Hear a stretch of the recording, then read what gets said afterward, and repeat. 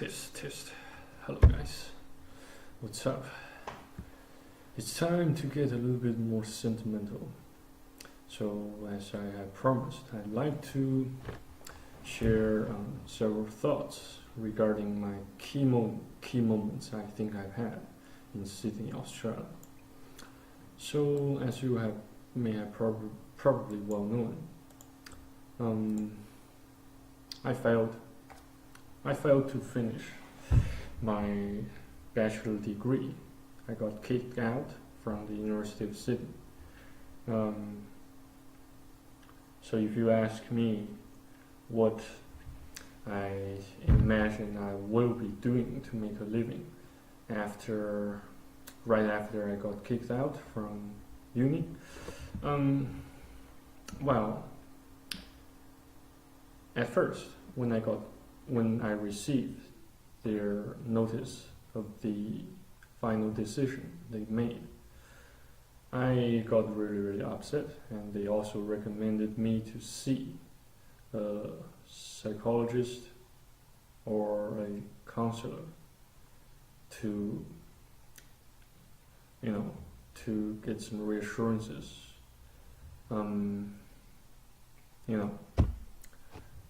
to comfort that feeling of that upset feeling, and the feeling of desperation and hopelessness.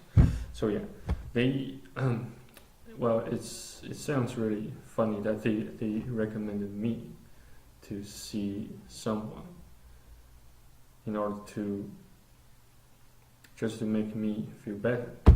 But I don't think I seriously doubt they really meant it.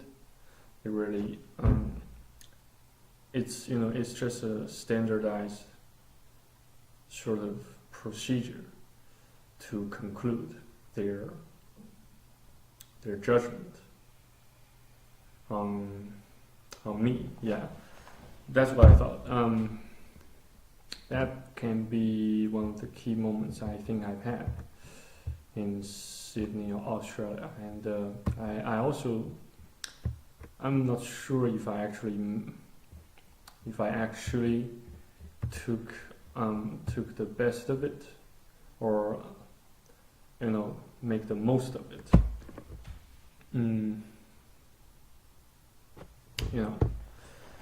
What else? So yeah, right after I got kicked out from uni, I began to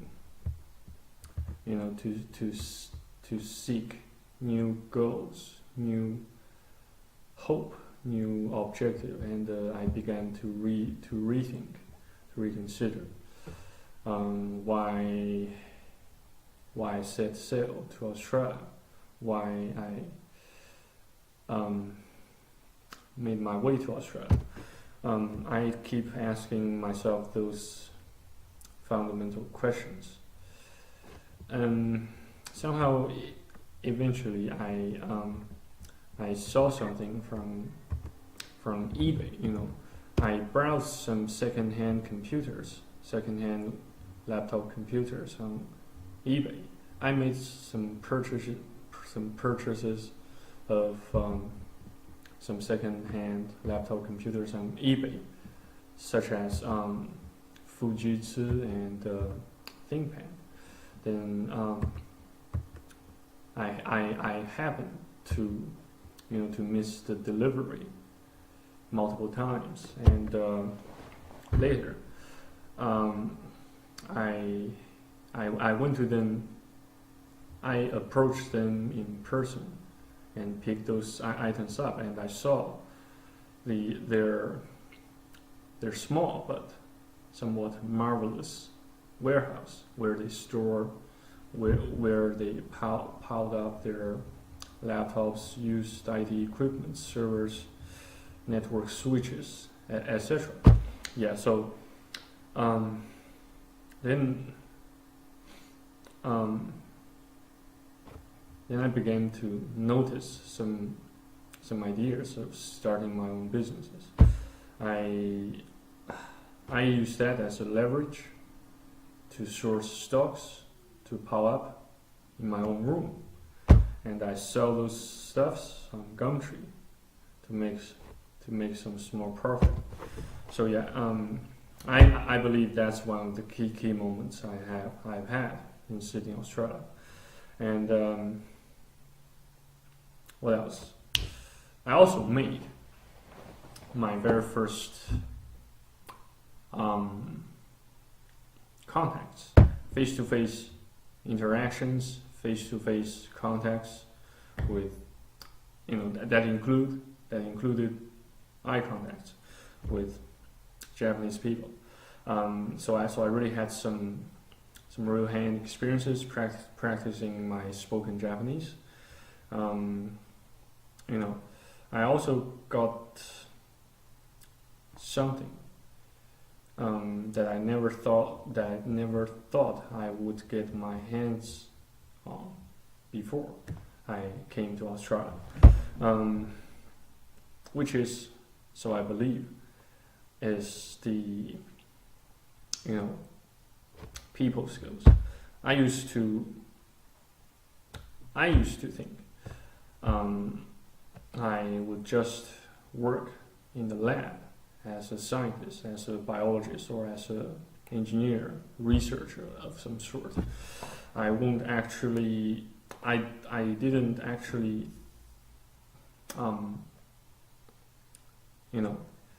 get to know I actually possess the capabilities, the competence, the competencies to engage with people, to interact with people that efficiently and harmoniously.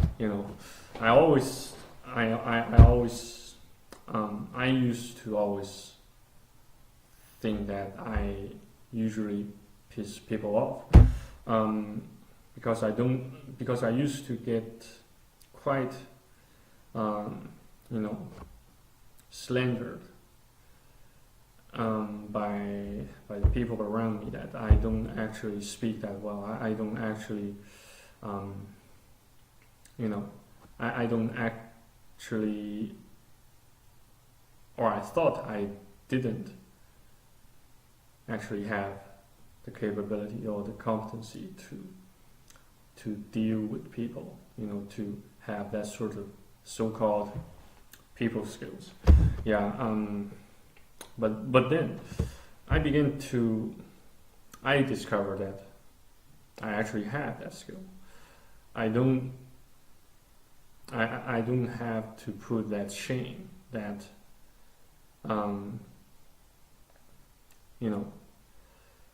that complex of feeling inferior to other people onto myself.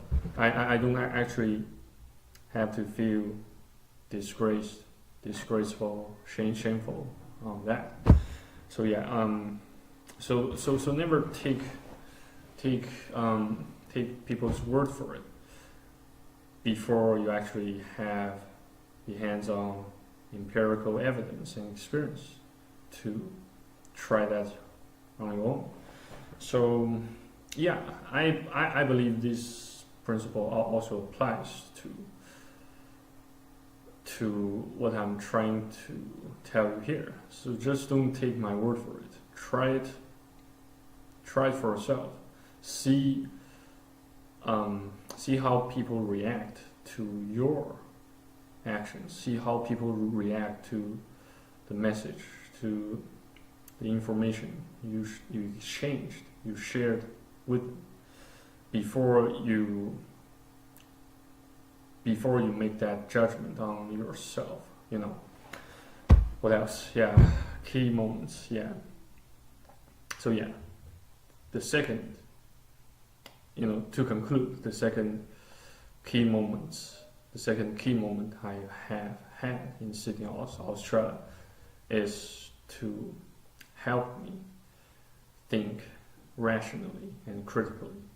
So perhaps after all, studying at a uni does help you. Studying at a uni does help you think critically, rationally. After all, but bear in mind that what those lecturers taught you doesn't actually help you think critically as much as you thought it would.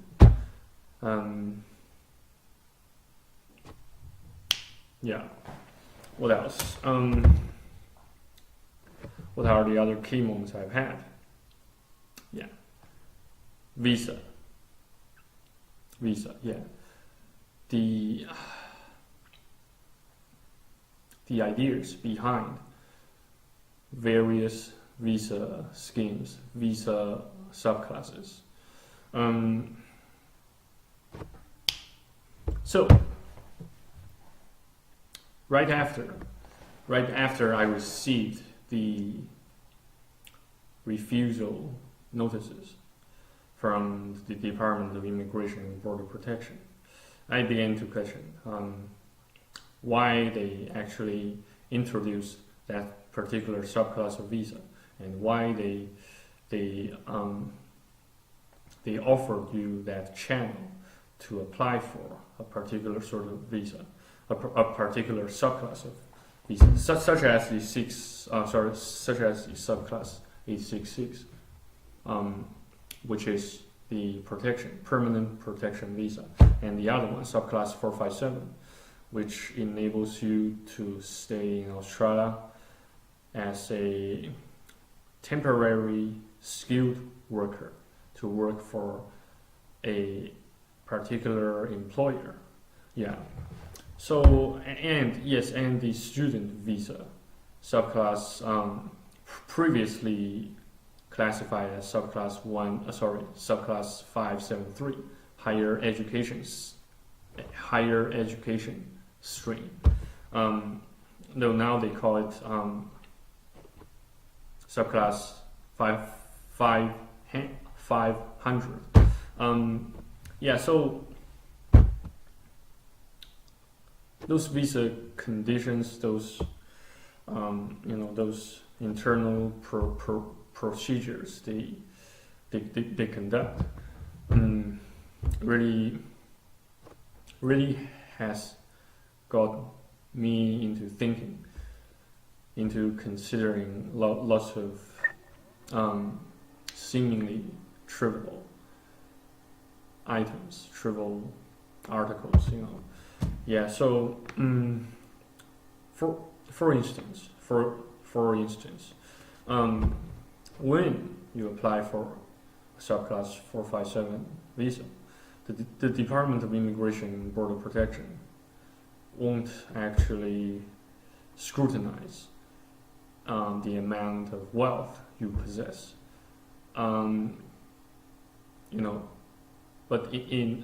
Instead they will scrutinize and inspect the annual turnover of your prospective employer. Unlike student visa, they will just since, let's consider this, you use subclass 457 visa to stay, first of all, to go to Australia and stay there temporarily as a skilled worker, working for someone or some business entities, such as a company, a partnership, or a trustee, or a not-for-profit organization. You make money in Australia, so that the Australian government won't scrutinize the amount of wealth you currently possess. But for student visa, subclasses of student visas, because you go to Australia, you study at some institution, you spend money there. Your primary objective is to study. Oh, sorry, is to study in Australia, is to stay in Australia as a student. So yes, the Australian government has the obligation to scrutinize how much money you currently have in order to support your own education in Australia. Not only your education, but your daily needs, your daily spendings, your healthcare, those sort of things, etc., so on and so forth. So yeah, key moment number 3. So what else? Yeah, perhaps had I never set foot on Australian continent, I wouldn't actually I wouldn't actually get to know BioWare, and its video game series such as Mass Effect and Dragon Age Inquisition. I really have to say, these games, they keep me busy and contented during times of boredom and desperation and depression. So I believe those video games really helped me. They really have facilitated my my genesis of passion and motivation to actually go outside and try my ultimate best to interact with people. I will explain why or what makes me think like that. What makes me think those video games, particularly BioWare games, help me in a great, profound fashion. In my next video on YouTube, I will try to explain that specifically with much details. So thank you guys for watching and listening, and thank you guys for taking your time to actually share and bear my burden of sentimentalities here. So I shall see you on the next video on YouTube. Stay blessed, stay faithful, and cheers.